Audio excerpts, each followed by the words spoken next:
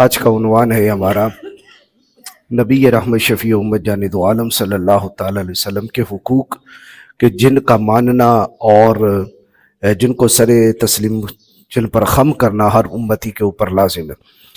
پہلا حق یہ ہے کہ نبی کائنات جانب عالم صلی اللہ تعالی علیہ وآلہ وسلم کی ختم نبوت کو تسلیم کرنا۔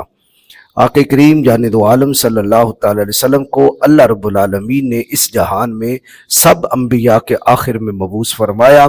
آپ کے بعد قیامت تک کوئی نبی پیدا نہیں ہوگا، اس عقیدے کو تسلیم کرنا۔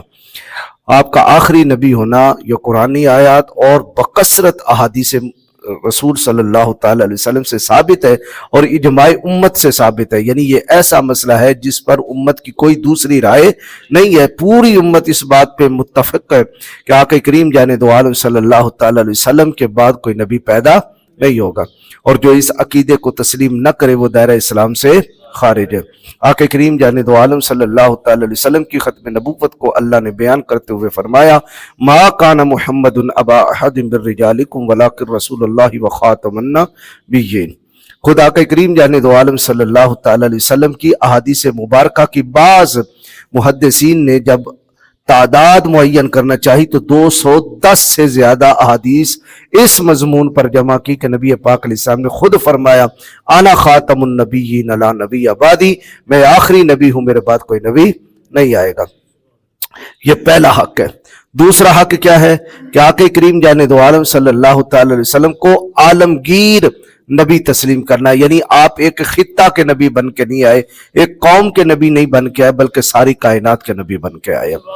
خدا کے کریم جانب عالم صلی اللہ تعالی علیہ وسلم نے ارشاد فرمایا، کان النبی یبعث الی قومہ خاصہ وبعثت الی الناس عامہ، بخاری شریف ہے۔ فرمایا ہر نبی کو خاص قوم کی طرف مبعوث کیا جاتا تھا، لیکن اللہ نے مجھے ساری خلقت کے لیے، تمام اولاد آدم کے لیے رسول بنا کر بھیجا۔ مسلم شریف کی حدیث پاک ہے اور بخاری کے اندر بھی ہے کہ جس میں آقا کریم علیہ السلام نے فرمایا، مجھے انبیاء پر 6 درجہ فضیلت دی گئی، اس میں ایک فضیلت یہ بھی بیان کی گئی کہ خلق تو مجھے بھیجا گیا، مجھے پیدا کیا گیا، یا ارسل تو فرمایا کہ مجھے رسول بنایا گیا الی الخلق کافہ، ساری کائنات کے لیے، یعنی اللہ کی ساری کائنات کے ایک ایک ذرے کی طرف مجھے رسول بنا کر بھیجا گیا۔ خود قرآن مجید فرقان حمید نے بھی نبی پاک علیہ السلام کا عالمگیر نبی ہونا بیان فرمایا۔ سورہ فرقان کی پہلی آیت اللہ فرماتا ہے، تبارک الذی نزل الفرقان علی عبدہ لیکون للعالمین نذیرا وما ارسلناک الا رحمۃ للعالمین۔ یہ تیسرا یہ ہے کہ آقا کریم علیہ السلام کو سب انبیاء سے، اولیاء سے، ساری کائنات سے، فرشتوں سے، ساری مخلوق سے زیادہ بعد از خدا بزرگ توئی۔ قصہ مختصر یہ جاننا ماننا لازم ہے کہ اللہ کے بعد پوری کائنات میں سب سے افضل ہستی ہے تو رسول اللہ کی ہستی ہے۔ آقا کریم علیہ السلام نے ارشاد فرمایا، انا سید ولد آدم یوم القیامت ولا فخر، انا سید ولد آدم یوم القیامت ولا فخر۔ فرمایا میں ساری اولاد آدم کا قیامت کے دن سردار ہوں، سب انبیاء قیامت کے دن میرے جھنڈے کے نیچے جمع ہوں گے۔ انا قائد المرسلین، میں مرسلین کا بھی قائد ہوں۔ تو یہ اس سے معلوم ہوا کہ سارے انبیاء، سارے ملائکہ، سارے فرشتے، ان کا رتبہ بعد میں ہے، اللہ کے بعد سب سے افضل رتبہ نبی پاک علیہ السلام کا ہے، سب سے اولا و اعلیٰ، سب سے بالا و والا۔ قریب آ جائیں ذرا، سارا قریب آ جائیں، پتہ نہیں دور دور بیٹھنا آپ کو لطف دیتا ہے دور بیٹھنے کے زیادہ؟ ہاں جی کوئی بات نہیں، آپ قریب قریب آیا کریں۔ سب سے اولا و اعلیٰ، سب سے بالا و والا، خلق سے اولیاء، اولیاء سے رسول، اور رسولوں سے اعلیٰ ہمارا نبی۔ یہ کتنے ہو گئے؟ 3۔ ختم نبوت ماننا، آپ کو آخری نبی ماننا نمبر 1، نمبر 2 آپ کو ساری کائنات کے لیے نبی اور رسول ماننا 2، نمبر 3 بعد از خدا بزرگ توئی، حضور کو سب سے افضل ماننا۔ چوتھا یہ اپنی جان، مال، اولاد، ماں باپ، کاروبار، کوٹھیاں، بنگلے اور بزنس اور تجارت جتنی بھی ہے، اور جتنا بھی سرمایہ دنیا کا ہے، ماں باپ ہیں، بیوی بچے ہیں، پوری دنیا سے زیادہ، سب سے زیادہ محبت کا اظہار رسول اللہ سے کرنا۔ قرآن مجید فرقان حمید نے بھی اس چیز کو واضح فرمایا. سورۃ التوبہ ہے, اللہ رب العالمین ارشاد فرماتا ہے سورہ توبہ, ارشاد فرمایا کہ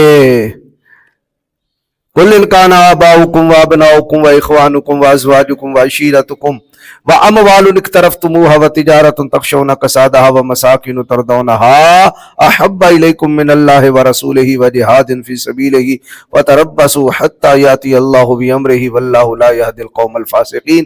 سورہ توبہ ہے, آیت نمبر 24 ہے.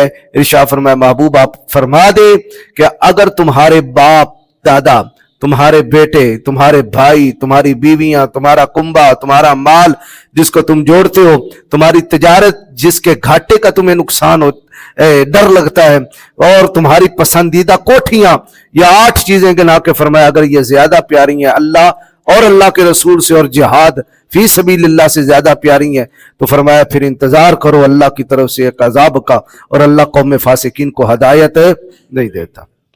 نبی پاک علیہ السلام نے فرمایا لا یؤمن احدکم حتی اکون احب الیہ من والدہ وولدہ والناس اجمعین, تم میں سے کوئی اس وقت تک کامل الایمان مومن نہیں ہو سکتا جب تک وہ اپنی جان سے, اپنے ماں باپ سے, اپنے بیوی بچوں اور دنیا بھر کے تمام لوگوں سے زیادہ مجھ مدنی سے محبت نہیں فرمائے گا.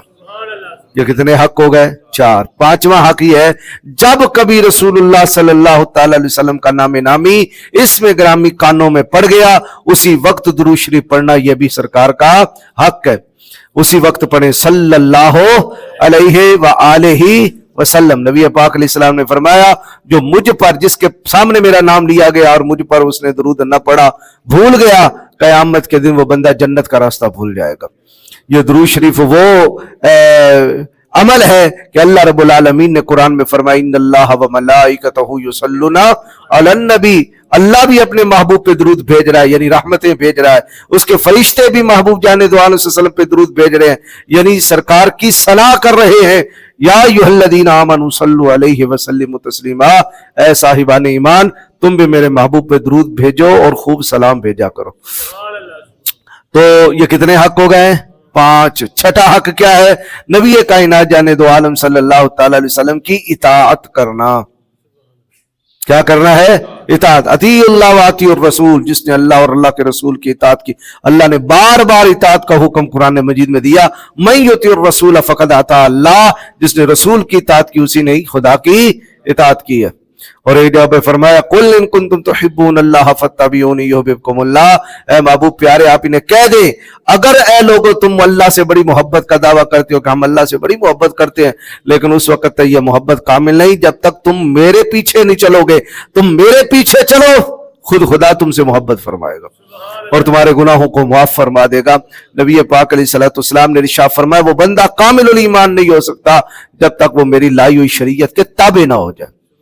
آج ہم دیکھ لیں کیا ہمارا جینا, ہمارا سونا, ہمارا اٹھنا, ہمارا بیٹھنا, ہماری شکلیں, ہماری عقلیں, ہمارے لباس رسول اللہ صلی اللہ علیہ وسلم کی شریعت کے مطابق ہیں؟ خود اپنا آپ موازنہ کر لیں. آقا کریم علیہ السلام نے داڑھی کے متعلق ارشاد فرمایا داڑھیوں کو معافی دو, مونچھیں پست کرو, لیکن ہم آج مونچھوں کو معافی دے رہے ہیں اور داڑھیاں پست کر رہے ہیں. پھر جس کا جی چاہتا ہے جتنا وہ اتنی فیشنی رکھ لیتا ہے. طبیعت کا دین بنایا ہے, طبیعت کا نہیں ہے دین, دین شریعت کا ہے. جو نبی پاک نے کہہ دیا اسی پر سر تسلیم خم کر لینا, اس کو کیا کہتے ہیں؟ یہ اتباع ہے. یہ کتنے ہو گئے بھائی؟ 6 ہو گئے. 7واں نبی پاک علیہ السلام سے نسبت رکھنے والی ہر چیز کا ادب کرنا. نسبت رکھنے والی ہر چیز کا, شہر مدینہ کا ادب, شہر مکہ کا ادب, نبی پاک علیہ السلام سے منسوب ہر شے کا ادب, حضور سے منسوب حضور کے ماں باپ ابا و اجداد ان کا بھی احترام, حضور سے منسوب حضور کے صحابہ ان کا بھی احترام, حضور سے منسوب حضور کا خاندان ان کا بھی احترام, حضور سے منسوب سادات تو سادات کا احترام, حضور سے منسوب علماء کا احترام, نبی پاک علیہ السلام سے منسوب قرآن تو قرآن کا احترام, حضور سے منسوب احادیث تو احادیث کا احترام. حضور سے منسوب ہر چیز کا کیا کرنا ہے؟ ادب اور احترام کرنا ہے.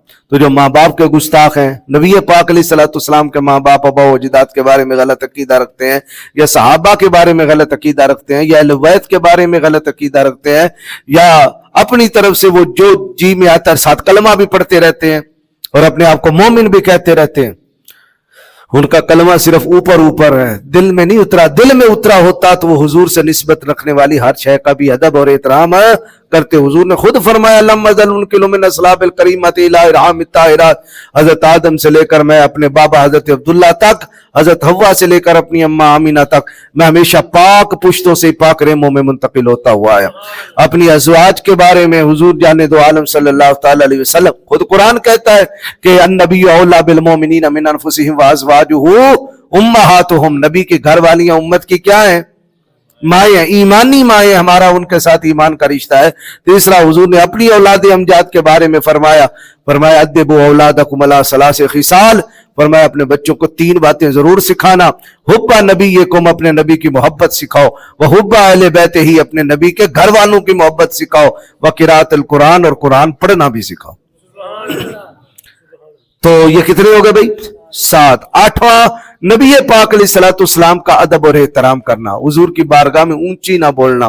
آقا کریم علیہ الصلوۃ والسلام کو نام لے کے نہ پکارنا. خدا قرآن نے اس کو منع کیا ہے کہ جس طرح باقی جو ہے وہ آپ کہتے ہیں یا فلاں یا فلاں یا فلاں، نام لے کر پکارتے ہیں یا خالد، اے خالد، اے افضال وغیرہ وغیرہ. لیکن جب نبی کو پکارنا ہو تو یا محمد کہہ کے نہیں پکارنا. پکارنا پڑے تو کہنا یا رسول اللہ، یا حبیب اللہ، یا رحمت للعالمین، اس طرح کر کے پکارنا. بات سمجھ آ رہی ہے؟ یہاں میں ایک ضمناً مسئلہ کر دوں کہ یہ جو بعض لکھتے ہیں یا اللہ یا محمد مساجد کے اندر یا گھروں میں، تو یہ لکھنا جائز نہیں ہے. یا محمد نہیں لکھنا، یا رسول اللہ لکھنا ہے. یا اللہ یا رسول اللہ لکھے، یا محمد نہ لکھے. لیکن جو بعض کتابوں کے اندر ملتا ہے کہ ایک جنگ میں صحابہ کرام نے یا محمد پکارا تو وہاں ضرورت پڑ گئی تھی یا محمد پکارنے کی، کیونکہ مد مقابل اپنے آپ کو رسول کہہ رہا تھا.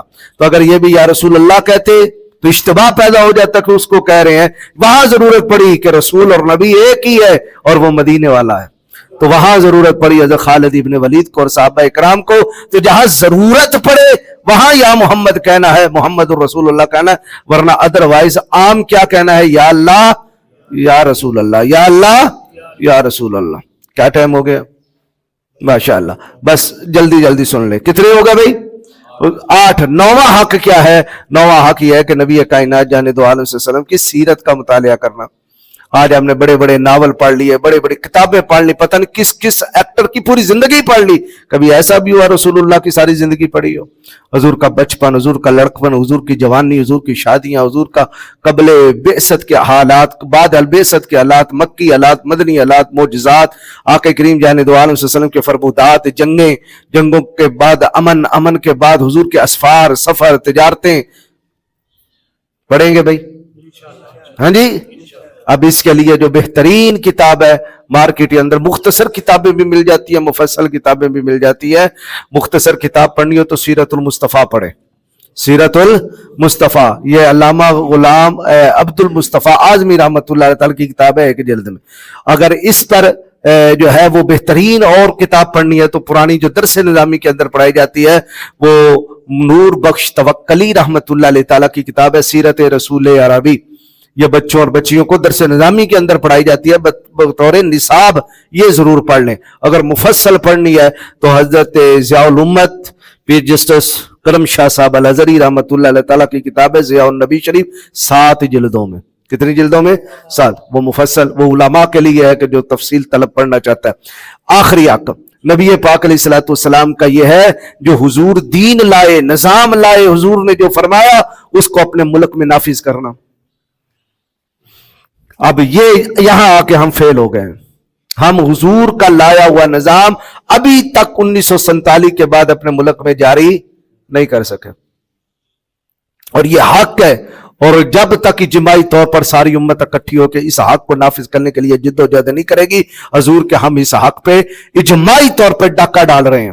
ہم ایسے بندوں کو، ڈاکوؤں کو، چوروں کو نافذ کرتے ہیں کہ اوپر جا کے وہ رسول اللہ کی شریعت پہ جو کلہاڑیاں ماریں.